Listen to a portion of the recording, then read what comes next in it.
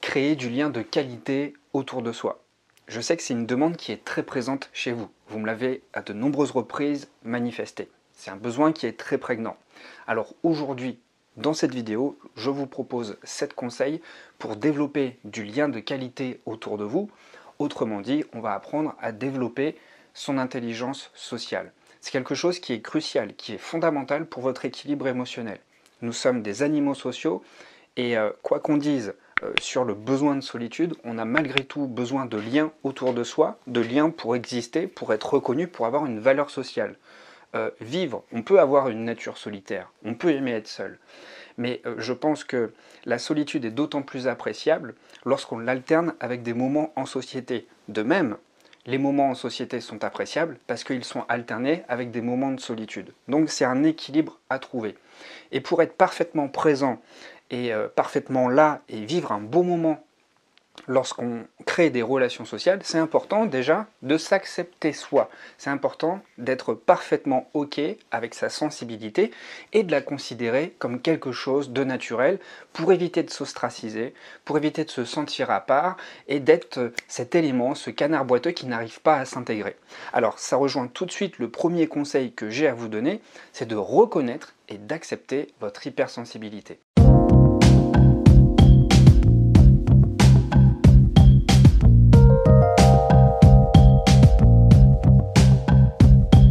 La première chose, c'est de reconnaître que cette sensibilité est naturelle, que vous n'avez pas besoin de la cacher, que vous n'avez pas besoin d'utiliser divers artifices, vous n'avez pas besoin de porter un masque pour être reconnu et validé en société. Donc ça sous-entend quoi? Ça sous-entend qu'il faille avoir une meilleure compréhension de ses réactions émotionnelles afin de ne pas être surpris en société. Et plus vous avez une compréhension précise de vos réactions émotionnelles, plus vous allez pouvoir communiquer sainement et justement vos besoins. Qu'est-ce qui fait qu'une relation est solide? Eh bien, c'est de pouvoir exprimer en toute confiance ses besoins émotionnels. Ok? Donc, plus vous considérez que ces besoins sont anormaux, ne sont pas naturels, et moins vous avez de clarté et de précision quant au ressenti de ces besoins, plus vous allez vous sentir mal et plus vous allez être un peu dans cette zone opaque où vous allez avoir de la difficulté non seulement à vous percevoir, mais en plus à exprimer ce qu'il y a à l'intérieur de vous. Finalement, c'est ça qui crée des rapports équilibrés dans les relations, c'est être en mesure d'être totalement transparent sur son ressenti et de pouvoir communiquer ses besoins. C'est ce qui fait de vous une personne parfaitement authentique. Donc, plus vous avez une connaissance précise de vos besoins émotionnels, et mieux vous saurez communiquer autour de vous. Le deuxième conseil que j'ai à vous donner, c'est de prioriser la qualité sur la quantité.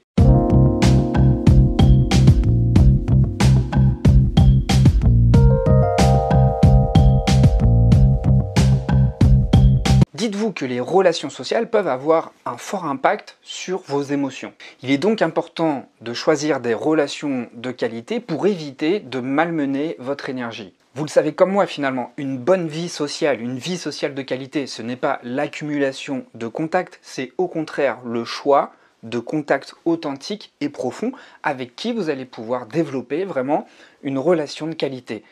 Et ce sont les relations de qualité qui vont grandement vous nourrir, qui vont grandement vous faire évoluer, qui vont grandement vous aider, en tout cas dans votre cheminement personnel, parce que ce seront des relations riches et profondes. A contrario, lorsqu'on mise sur la quantité, lorsqu'on essaie d'avoir le plus d'amis possible, vous le savez comme moi, ce sont le plus souvent des relations superficielles, des relations qui, somme toute, vont vous vider de votre énergie. Le troisième conseil que j'ai à vous donner, c'est de créer des moments de connexion significatifs.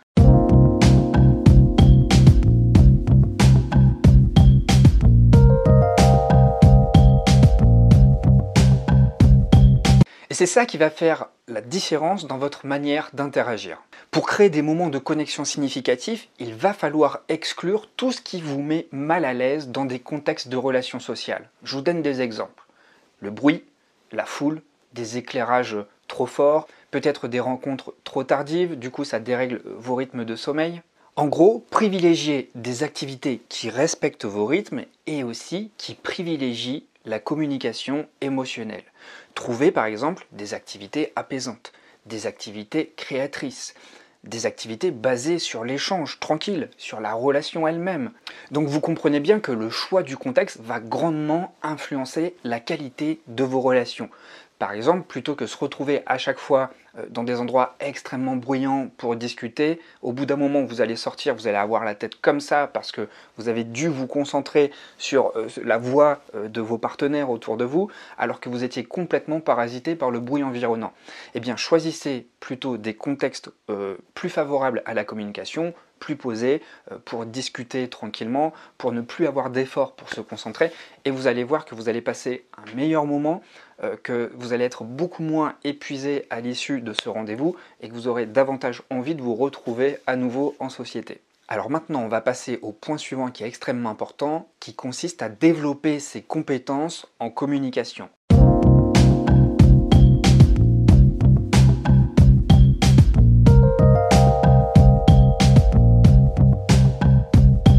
C'est un point crucial. Bien se connaître, c'est savoir mieux communiquer avec les autres. Bien se connaître, c'est aussi mieux comprendre les besoins des autres. Donc, dans un premier temps, il est important de prendre l'habitude d'identifier ses émotions. Au quotidien, je vous invite à développer cette pleine conscience, c'est-à-dire à être présent. Ne serait-ce que 10-15 minutes par jour, de prendre l'habitude, peut-être à horaires réguliers, de faire attention à ce qui se passe en soi et de commencer à mettre des mots sur des ressentis. Toute la journée, vous vivez des émotions, sauf qu'on n'en est pas forcément conscient.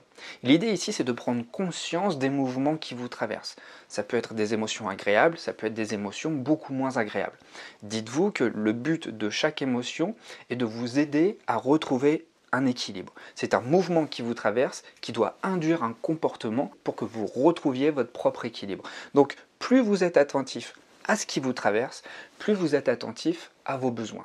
Ensuite, prenez l'habitude de pratiquer l'expression émotionnelle, c'est-à-dire apprendre à exprimer ce qui se passe en vous intérieurement, à mettre les mots les plus justes, les plus précis sur les mouvements qui vous traversent. Ça va vous aider grandement à communiquer ce qu'il y a en vous, mais de communiquer pas n'importe comment, communiquer de manière parfaitement authentique. Et c'est ce que je m'évertue à faire à chaque fois dans les vidéos, c'est de toujours sonder ce qui se passe à l'intérieur de moi pour pouvoir le communiquer ici en vidéo. Ça personnifie le message, ça le rend plus puissant et plus authentique. Pour développer vos compétences en communication, il est également important de choisir le bon moment. Si vous avez quelque chose à dire, eh bien, il est important de choisir le contexte. Vous ne pouvez pas exprimer quelque chose d'important n'importe où dans la rue ou n'importe où dans un contexte qui n'est pas suffisamment intime. Donc, avoir ce tact, cette justesse, cette finesse et cette intelligence de toujours choisir le contexte approprié en fonction des propos que vous avez à transmettre à votre interlocuteur. Ça fait partie des compétences en communication. Ensuite, le développement de l'empathie. Là, je ne vous apprends rien, c'est-à-dire être en mesure de ressentir ce que ressent l'autre. Pourquoi c'est si important? Parce que dès lors, et ça je l'explore tous les jours en coaching, c'est quelque chose qui me permet vraiment d'apprendre énormément sur moi, dès lors que on s'évertue à ressentir ce que ressent l'autre, ça ne veut pas dire faire l'éponge émotionnelle et prendre son mal, ça veut dire avoir ce regard empathique.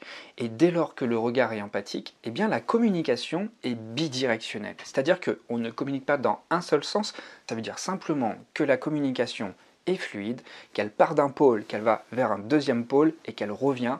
Bref, on est sur la même longueur d'onde lorsqu'on fait usage de l'empathie.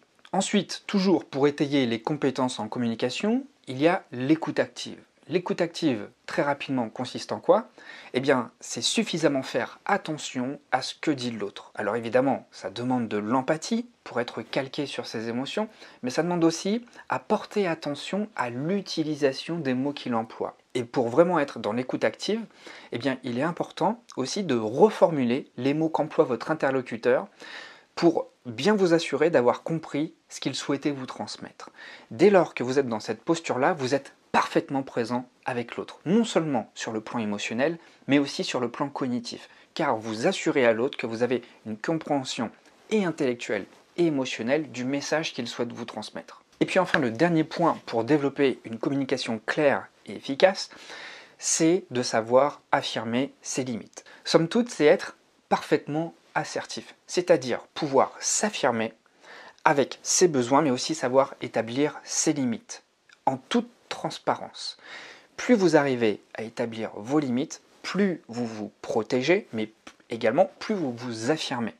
Et plus vous montrez à l'autre jusqu'où on peut aller et à partir d'où il faut s'arrêter. C'est comme ça qu'une communication devient saine, devient riche en échanges, et c'est comme ça qu'elle nous fait grandir. Lorsque vous êtes suffisamment assertif, eh bien vous mettez des limites claires qui finalement expriment ce que vous pouvez tolérer et ce que vous ne pouvez pas tolérer.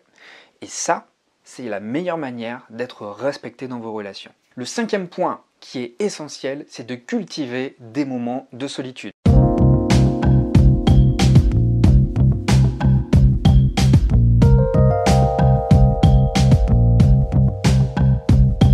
Comme je vous l'ai dit au tout début de la vidéo, ce qui fait la qualité des relations sociales, c'est l'alternance entre des moments ensemble et des moments seuls. Comme vous le savez, les relations, ça prend de l'énergie. Pour être parfaitement présent et donner le meilleur de soi et développer des relations de qualité, c'est comme les voitures électriques, vous avez besoin de recharger vos batteries. Il faut que vous soyez le plus écologique avec vous-même. Plus vous passez du temps avec les autres, plus en contrepartie vous avez besoin de vous ressourcer. Passer du temps à outrance pour éviter d'être tout seul, ça revient à vous épuiser. Et c'est à partir de ce moment-là qu'on développe des faux selfs, qu'on n'est plus soi-même, parce qu'on part dans ses travers. On devient trop vulnérable. Et donc, on se met à être une personne que l'on n'est pas forcément. Et puis en plus, ces moments de solitude vont vous permettre de vous reconnecter à vous-même et de recréer un équilibre émotionnel. Le 6e point qui est aussi essentiel, c'est de trouver des communautés accueillantes.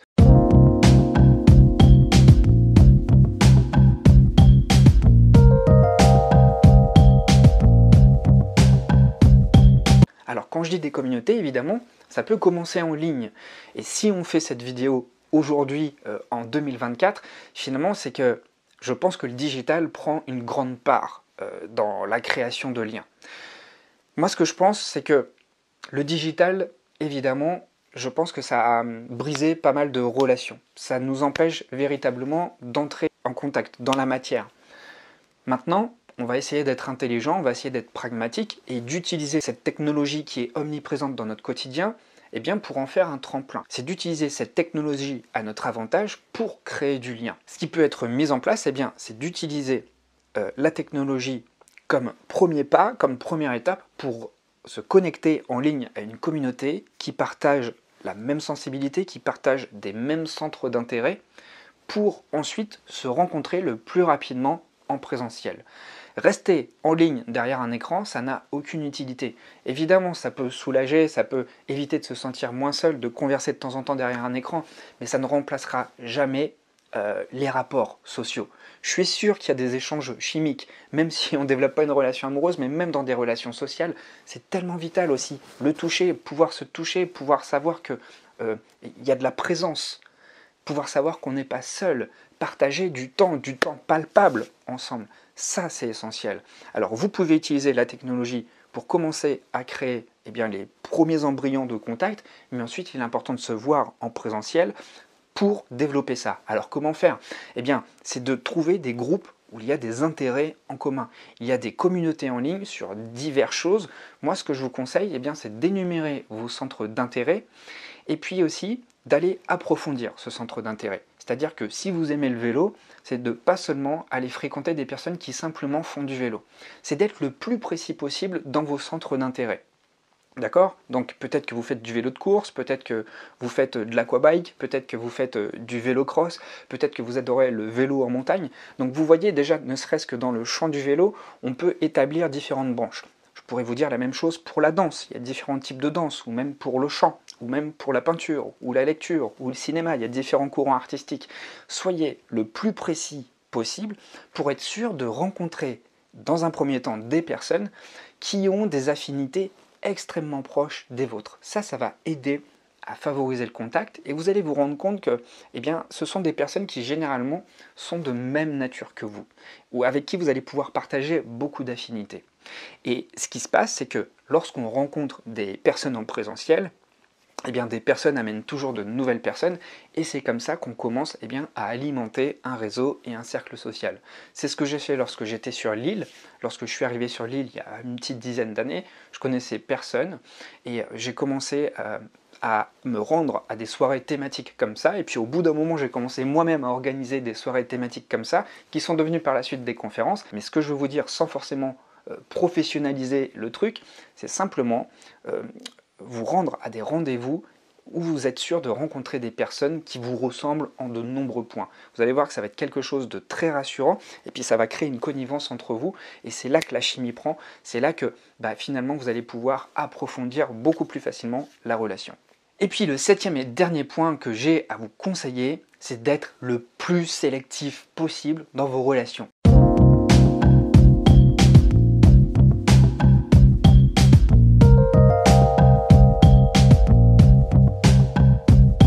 Alors ça veut dire quoi? Ça ne veut pas dire simplement créer des relations et puis éliminer les gens au moindre détail qui ne vous convient pas. Non, pas du tout. Ça veut simplement dire privilégier, encore une fois, la qualité. Choisissez des amis et des partenaires qui sont empathiques et qui sont respectueux de votre sensibilité, tout comme vous l'êtes pour les personnes autour de vous. Puisque vous avez appris à exprimer vos besoins émotionnels, eh bien vous allez vous rendre compte autour de vous que tout le monde n'est pas réceptif à la compréhension de ses besoins émotionnels. Et bien là, il est de votre responsabilité de sélectionner les personnes qui sont simplement sensibles à votre message lorsque vous exprimez vos besoins émotionnels. Et tant pis pour ceux qui ne les comprennent pas. Ça ne sert strictement à rien de forcer. Le plus important est que vous soyez connu et reconnu pour qui vous êtes. Sans phare, sans artifice, sans masque. Ok ? Il n'y a plus de rôle à jouer. Alors j'espère que ces 7 conseils vont vous aider, j'espère que vous avez pris des notes. Si vous le souhaitez, je propose des coachings où on peut travailler ça en profondeur. Pour réserver votre place, c'est très simple. Il suffit simplement de cliquer sur le premier lien juste en dessous et lorsque votre réservation est faite, je reviens vers vous dans les 24 heures pour vous proposer 3 créneaux. Vous choisissez celui qui vous convient le mieux. Voilà, j'espère vous avoir donné suffisamment de conseils. Si vous souhaitez qu'on échange, eh bien, vous pouvez échanger avec moi dans les commentaires, c'est toujours un plaisir de vous lire. Et puis, vous pouvez également me préciser davantage ce qui vous pose problème dans la création de liens sociaux autour de vous. Ça va me permettre dans les prochains jours, dans les prochaines semaines, eh bien, de créer du contenu le plus adapté, le plus ciblé possible à vos problématiques. Donc, merci beaucoup, je vous dis à bientôt, prenez soin de vous, prenez soin de vos émotions, et puis allez de l'avant pour créer des contacts. Je vous dis à très vite.